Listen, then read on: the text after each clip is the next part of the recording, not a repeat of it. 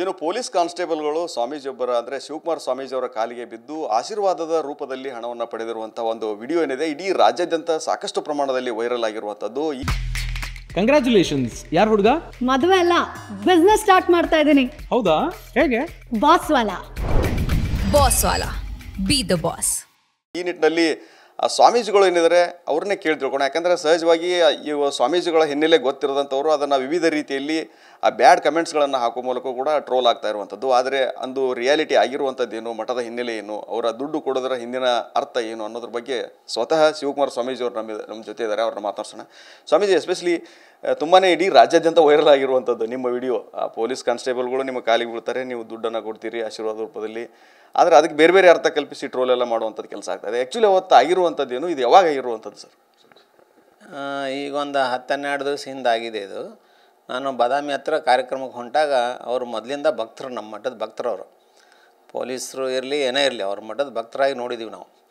ಅವ್ರು ನೋಡಿಕೊಳ್ಳಿ ನಾನು ಗಾಡಿ ತೆರಬಿದೆ ಮತ್ತು ಅವರು ಪಾಪ ಅವರು ಭಾರತೀಯ ಸಂಸ್ಕೃತಿ ಪ್ರಕಾರ ಗುರುಗಳಂದೇ ನಮಸ್ಕಾರ ಮಾಡೋದು ಅವ್ರ ಧರ್ಮ. ನಾವು ಕೂಡ ಆಶೀರ್ವಾದ ಮಾಡೋದು ನಮ್ಮ ಧರ್ಮ. ಹಾಗಾಗಿ ನಾವು ಮೊದಲಿಂದ ದುಡ್ಡು ಕೊಟ್ಕೊಂಡು ಬಂದಿದ್ದೀವಿ. ಅವ್ರಿಗೆ ಪೊಲೀಸ್ರಿಗಂತಲ್ಲ, ಇಡೀ ರಾಜ್ಯ. ಕಂಗ್ರ್ಯಾಚುಲೇಷನ್ಸ್. ಯಾರು ಹುಡುಗ? ಮದುವೆ ಅಲ್ಲ, ಬಿಸ್ನೆಸ್ ಸ್ಟಾರ್ಟ್ ಮಾಡ್ತಾ ಇದ್ದೀನಿ. ಹೌದಾ? ಹೇಗೆ? Boss Vala. Boss Vala, B the boss. ರಾಜ್ಯದಲ್ಲೇ ನಾವು 60 ವರ್ಷದಿಂದ ದುಡ್ಡು ಕೊಟ್ಕೊಂಡು ಬಂದೀವಿ. ಅದನ್ನು ಇವತ್ತಿಗೆ ಮನೇಲಿ ಇಟ್ಟು ಪೂಜೆ ಮಾಡುವಂಥ ಭಕ್ತರು ಇದ್ದಾರೆ. ನೀವು ಇಡೀ ರಾಜ್ಯದಲ್ಲಿ ಕೇಳ್ಬೋದು. ಅದ್ರಾಗೇನು ನಾವೇನು ಅದರಿಂದ ಬೇರೆ ಏನು ಲಾಭ ಇಲ್ಲ ನಮಗೆ, ಅವ್ರಿಗೆ ಏನು ಅದರಿಂದ ಲಾಭ ಇಲ್ಲ. ಇನ್ನು ಗುರುಗಳು ಅನ್ನೋ ಭಾವನೆಗೆ ನಮಸ್ಕಾರ ಮಾಡಿದ್ದಾರೆ. ಅವಾಗ ನಾನು ಹೇಳಿದ್ದೀನಿ ಡ್ರೆಸ್ ಮೇಲೆ ಮಾಡಬೇಡ್ರಪ್ಪ ಅಂತ. ಅದು ಕ್ಯಾಪ್ ತೆಗೆದು ಮಾಡಿದ್ದಾರೆ ಅವರು. ಅದರಲ್ಲಿ ದೊಡ್ಡ ಇಶ್ಯೂ ಮಾಡೋದು, ಅದು ಟ್ರೋಲ್ ಮಾಡೋದು ಅಂಥದ್ದು ಭಾಳ ವಿಷಾದನೀಯ ಇದು. ಅದು ಮಠದ ಬಗ್ಗೆ ಆಯಿತು, ನಮ್ಮ ಒಂದು ಪರಂಪರೆ ಬಗ್ಗೆ ತಿಳ್ಕೊಳ್ಳೋದೇ ಏನೇನೋ ಕಮೆಂಟ್ ಹಾಕಿದ್ದಾರೆ. ಅವ್ರಿಗೂ ಕೂಡ ಭಗವಂತ ಒಳ್ಳೇದು ಮಾಡಲಿ. ನಾವೇನು ಅವ್ರ ಬಗ್ಗೆ ಏನು ಕೆಟ್ಟದಾಗಿ ಅಭಿಪ್ರಾಯ ಇಲ್ಲ. ಅವರು ನಮ್ಮ ಮಠದ ಬಗ್ಗೆ ತಿಳ್ಕೊಳ್ಳಿ ಅಂತ ಹೇಳ್ತಾಯಿದ್ವಿ. ತಿಳ್ಕೊಂಡು ಇನ್ನಷ್ಟು ಅದ್ರ ಬಗ್ಗೆ ಕಮೆಂಟ್ ಹಾಕಲಿ. ಆದರೆ ಗುಬ್ಬಿ ಮೇಲೆ ಬ್ರಹ್ಮಾಸ್ತ್ರ ಹಾಕಬಾರ್ದು ಪೊಲೀಸರಂದರೆ. ಪಾಪ ಅವರಿಗೆ ಸಿಕ್ಕಾಪಟ್ಟೆ ಮಾನಸಿಕ ಹಿಂಸೆ ಆಗಿದೆ, ಪೊಲೀಸರಿಗೆ. ನಮಗೂ ಕೂಡ ಮಾನಸಿಕ ಹಿಂಸೆ ಆಗಿದೆ. ಅದಕ್ಕೆ ನಾವು ಒಂದು ಸ್ಪಷ್ಟನೆ ಕೊಡ್ತಾಯಿದ್ದೀನಿ. ನಮ್ಮ ಮಠದ ಪರಂಪರೆ ಅದು. ನಾವೇನು ಲಂಚ ಕೊಟ್ಟಿಲ್ಲ ಅವ್ರಿಗೆ, ಬರೀ ಪೊಲೀಸ್ರಿಗೆ ಅಷ್ಟೇ ಕೊಟ್ಟಿಲ್ಲ. ನಾವು ಇಡೀ ರಾಜ್ಯದಲ್ಲಿ ಮುಖ್ಯಮಂತ್ರಿಯಿಂದ ಹಿಡಿದು ಎಲ್ಲ ಮಿನಿಸ್ಟ್ರು, MLAಗಳಿಗೆ ಮತ್ತು ಬಡವರಿಗೂ ಕೂಡ ಕೊಟ್ಟಿದ್ದೀವಿ. ಪ್ರತಿಯೊಬ್ಬರಿಗೂ ಸಮಾನತೆಯಿಂದ ನೋಡೋ ಜಾತಿ ಇಲ್ಲದ ಮಠ ಇದು, ಜಾತ್ಯತೀತ ಮಠ, ಇಡೀ ರಾಜ್ಯದ ಸರ್ವಧರ್ಮ ಮಠ. ಹೀಗಾಗಿ ನಾವು ಎಲ್ಲರನ್ನೂ ಸಮಾನತೆಯಿಂದ ನೋಡಿದ್ದೀವಿ.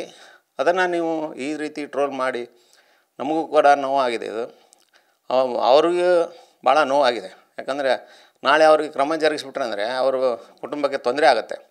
ಅದಕ್ಕೆ ನಾ ಈ ಮೂಲಕ ನಮ್ಮ ಬಾಗಲಕೋಟೆ SP ಅವರಿಗೆ ಒಂದು ಮನವಿ ಮಾಡ್ಕೊಳ್ಳೋದೇನೆಂದರೆ, ಅವ್ರಿಗೆ ಯಾವುದೇ ರೀತಿ ಕ್ರಮ ಜರುಗಿಸದೆ ಅವ್ರಿಗೆ ಒಂದು ಶಿಸ್ತನ್ನು ಹೇಳಿ ಅವ್ರಿಗೆ ಮಾರ್ಗದರ್ಶನ ಮಾಡಿ ಅವ್ರನ್ನ ಯಾವುದೇ ರೀತಿ ಕ್ರಮ ಜರುಗಿಸಬಾರ್ದು ಅಂಥೇಳಿ ತಮ್ಮ ವಾಹಿನಿ ಮೂಲಕ ಕೇಳ್ಕೊತಾ ಇದ್ದೀನಿ.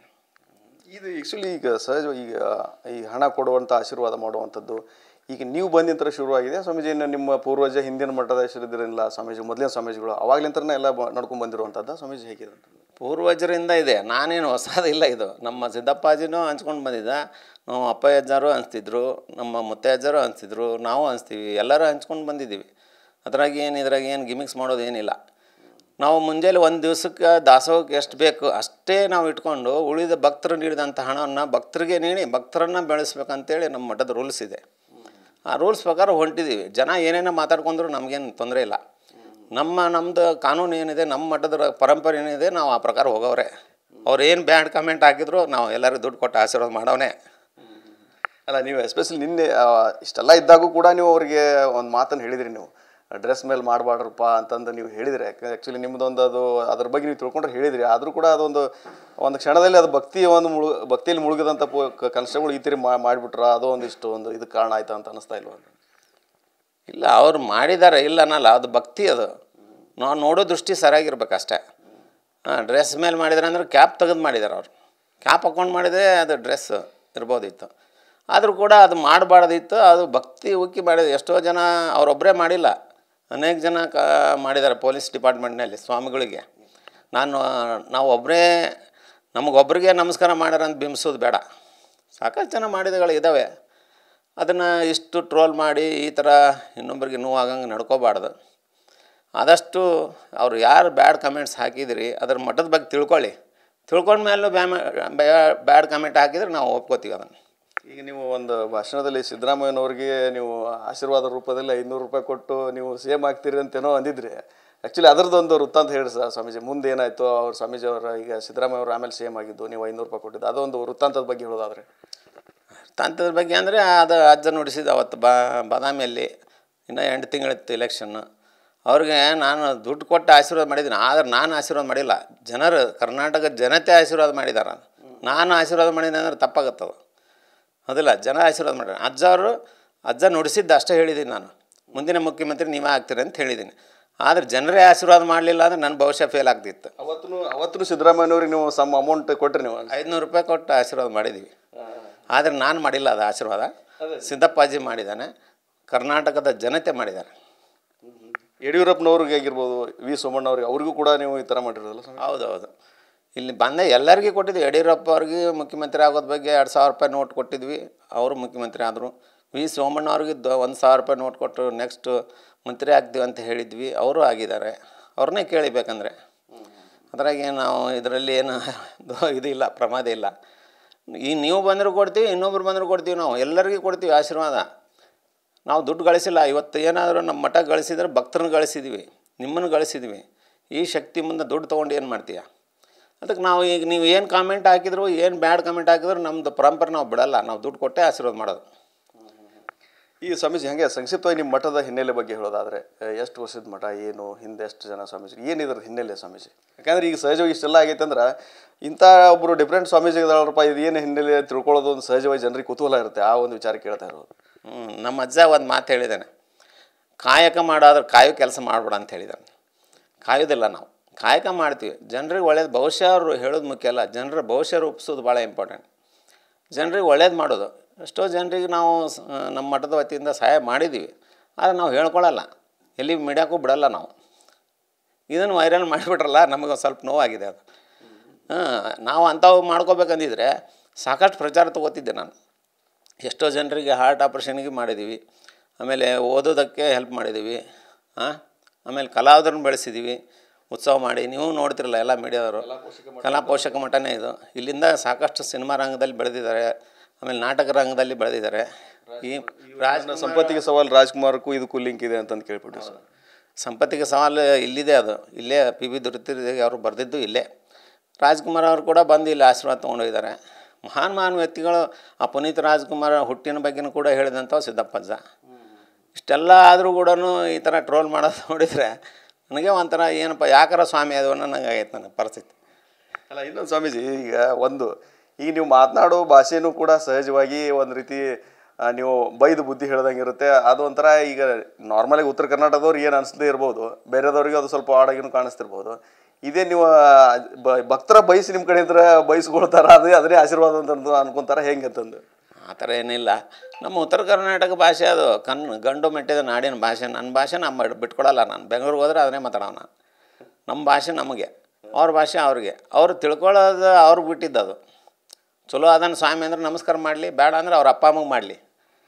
ನಮಗೇನು ಅದು ಮೊದಲು ಇಂಪಾರ್ಟೆಂಟ್ ಏನಂದರೆ ನಾವು ಇಂಪಾರ್ಟೆಂಟ್ ಅಲ್ಲ, ಮನೆಯಲ್ಲಿ ಹಡೆದ ತಂದೆ ತಾಯಿಗಳದಲ್ಲ, ಅವ್ರಿಗೆ ನಮಸ್ಕಾರ ಮಾಡಿದ್ರೆ ನನಗೆ ಮಾಡ್ದಂಗೆ. ನಾನು ಸ್ವಾಮಿ ಇವತ್ತು ಇರ್ಬೋದು, ನಾಳೆ ಹೋಗ್ಬೋದು. ಕಣ್ಣಿಗೆ ಕಾಣೋ ದೇವ್ರಂದರೆ ಅವರು ತಂದೆ ತಾಯಿಗಳು. ಆ ತಂದೆ ತಾಯಿಗಳಿಗೆ ನಮಸ್ಕಾರ ಮಾಡಿಬಿಡ್ರಿ, ಅದೇ ಹೇಳ್ತಾ ಇದ್ದೀನಿ. ಆದರೂ ಕೂಡ ನನ್ನ ಮ್ಯಾಗ ಅಭಿಮಾನದಿಂದ ಮಾಡ್ತಾರೆ. ಅದು ಬೇಡ ಅನ್ನೋಕೆ ಹೆಂಗೆ ಬರುತ್ತೆ? ನಾನು ಗುರುಸ್ಥಾನದಲ್ಲಿದ್ದೀನಿ.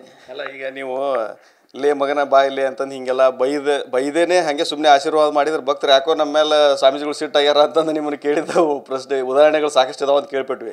ಯಾಕಂದರೆ ನೀವು ಸಾಫ್ಟಾಗಿ ಮೂವ್ ಆದ್ರೆ ಅಂದರೆ ಸ್ವಾಮೀಜಿಗಳು ಯಾಕೋ ಸರಿಯಾಗಿ ಆಶೀರ್ವಾದ ಮಾಡಲಿಲ್ಲ ನಮಗೆ ಅನ್ನೋ ಒಂದು ನಂಬಿಕೆ ಭಕ್ತರಲ್ಲಿದೆ ಅಂತಂದು. ನೀವು ಯಾವಾಗಲೂ ಲೇ ಮಗನೇ ಹಿಂಗೆಲ್ಲ ಮಾತಾಡಿದ್ರೆ ಅದನ್ನು ನಿಜವಾದ ಆಶೀರ್ವಾದ ಅಂತ ಅನ್ಕೊತಾರ ಅಂತಂದು.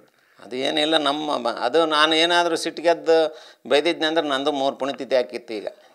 ಯಾಕಂದ್ರೆ ಜನ ಕಲಿಯುಗದಲ್ಲಿ ಸ್ವಾಮಿ ಆಗಿದ್ದೀವಿ ನಾವು, ಬೇರೆ ಟೈಮ್ದಲ್ಲಿ ಸ್ವಾಮಿ ಆಗಿದ್ರೆ ಏನೋ ಉಳಿತಿದ್ವೇನೋ. ಪ್ರೀತಿಯಿಂದ ಬೈತೀವಿ ನಾವು ಅಷ್ಟೇ. ಅದು ಇನ್ನಷ್ಟು ಬೈಲಿಲ್ಲ ಅಜ್ಜನಂಗೆ ಬೈತೀವಿ ಅಷ್ಟೇ. ಮನ್ಯಾಗ ಅಪ್ಪ ಅಮ್ಮ ಹೆಂಗೆ ಬೈತಾರೆ, ನಮ್ಮ ಉತ್ತರ ಕನ್ನಡ ಭಾಷೆ ಬಾಲೆ ಮಗನೇ ಹೋಗಲಿ ಮಗನೇ ಅನ್ನೋದು ಎಲ್ಲ ಕಾಮನ್. ಅದು ಆ ನಿಟ್ಟಿನೊಳಗೆ ಮಾತಾಡ್ತೀನಿ. ಅವ್ರಿಗೆ ಅದು ಖುಷಿ ಅನಿಸುತ್ತೆ. ಇನ್ನಷ್ಟು ಬೈರಿ ಅಪ್ಪಾಜಿ ಅಂತಾರೆ. ಸುಮ್ಮನೆ ಬೈಯಲ್ಲ ನಾನು. ಈಗ ನೀವು ಬಂದರೆ ಬಾರ್ಲೆ ಮಗನೇ ಅಂತೀನಿ. ಆಮೇಲೆ ಬರ್ರಿ ಸಾಹೇಬ್ರೆ ಅಂದಂದ್ರೆ ಈ ಸರಿ ಆಶೀರ್ವಾದ ಆಗಲಿಲ್ಲ ಅಪ್ಪಾಜಿಗೆ ಅಂತಾರೆ ಅವರು. ಅವರ ಭಾವನೆಗೆ ಬಿಟ್ಟಿದ್ದದು, ನಾವೇನು ಮಾಡೋಕ್ಕಾಗಲ್ಲ. ಅದೇ ದೃಷ್ಟಿಯೊಳಗೆ ಆ ಪೊಲೀಸರಿಗೂ ಕೂಡ ಹಾಗೆ ಮಾತಾಡಿದ್ರಿ, ಆದ್ರೆ ಬೇರೆದವ್ರಿಗೆ ಆ ಥರ ಬಿಂಬಿತ ಆಯ್ತು ಅಂತೀನಿ ಅಂತಂದು. ಅವರು ನೋಡೋ ದೃಷ್ಟಿ ಸರಿಯಾಗಿರ್ಬೇಕು ಅಷ್ಟೇ. ಕಾಮನೆದವ್ರಿಗೆ ಎಲ್ಲ ಹಳದಿನ ಕಾಣುತ್ತೆ. ನಾವು ಅವ್ರಿಗೆ ಬಾಲ್ಯ ಮಗನ ಅನ್ನೋದು ನಮ್ಮ ಮಠದ ಕಾಮನ್ ಪರಂಪರೆ ಅದು. ನಾವು ಅವ್ರನ್ನ ಪೊಲೀಸರಾಗಿ ನೋಡಿಲ್ಲ, ಅಲ್ಲಿ ಭಕ್ತರಾಗಿ ನೋಡಿದ್ದೀನಿ ನಾನು. ಅವರು ಕೂಡ ಸ್ವಾಮೀಜಿಯಾಗಿ ನೋಡಿದ್ದಾರೆ ನನಗೆ ಅಷ್ಟೇ, ಅದರಲ್ಲಿ ಏನಿದೆ. ಈ ಕೊನೆಯದಾಗಿ ಇಷ್ಟೊಂದು ದೊಡ್ಡ ಮಟ್ಟಿಗೆ ಟ್ರೋಲ್ ಆಗ್ತಾ ಇದೆ, ಏನು ಹೇಳ್ತೀರಿ ಸರ್ ಸ್ವಾಮೀಜಿ ಎಲ್ಲರಿಗೂ? ಯಾಕಂದ್ರೆ ಇದು ನೆಗೆಟಿವ್ ಆಗುವಂಥ ಎಲ್ಲ ಕೆಲವೊಂದಿಷ್ಟು ಹಂಗೆ ಮಾಡಿದ್ದಾರೆ, ಕೆಲವೊಂದಿಷ್ಟು ಜನ ಅದನ್ನು ತಿದ್ದಿ ಹೇಳೋಕ್ಕೂ ಪ್ರಯತ್ನ ಪಟ್ಟಿದ್ದಾರೆ. ಆನ್ಲೈನ್ ಹೇಳೋದಾದ್ರೆ ಏನು ಹೇಳ್ತೀರಿ ಎಲ್ಲರಿಗೂ? ಆನ್ಲೈನ್ ಹೇಳೋದಾದರೆ ಮೊದಲು ಮಠದ ಬಗ್ಗೆ ತಿಳ್ಕೊರಿ, ನಮ್ಮ ಬಗ್ಗೆ ತಿಳ್ಕೊಳ್ಳೋದು ಬೇಡ. ಮಠದ ಬಗ್ಗೆ ತಿಳ್ಕೊಂಬಿಟ್ರೆ ಸಾಕು, ಅದೊಂದು ತಿಳ್ಕೊಂಡು ನೀವು ಟ್ರೋಲ್ ಮಾಡಿರಿ, ಬೇಡನಲ್ಲ. ಇದಿಷ್ಟು ಏನು ಸುಕ್ಷೇತ್ರ ಸಿದ್ದನಕೊಳ್ಳದ ಶಿವಕುಮಾರ ಸ್ವಾಮೀಜಿ ಅವರ ಮಾತು. ಕ್ಯಾಮ್ರಾಮ್ಯಾನ್ ಬಾಬು ಜೊತೆ ರವಿಮುಖಿ, TV9 ಬಾಗಲಕೋಟೆ.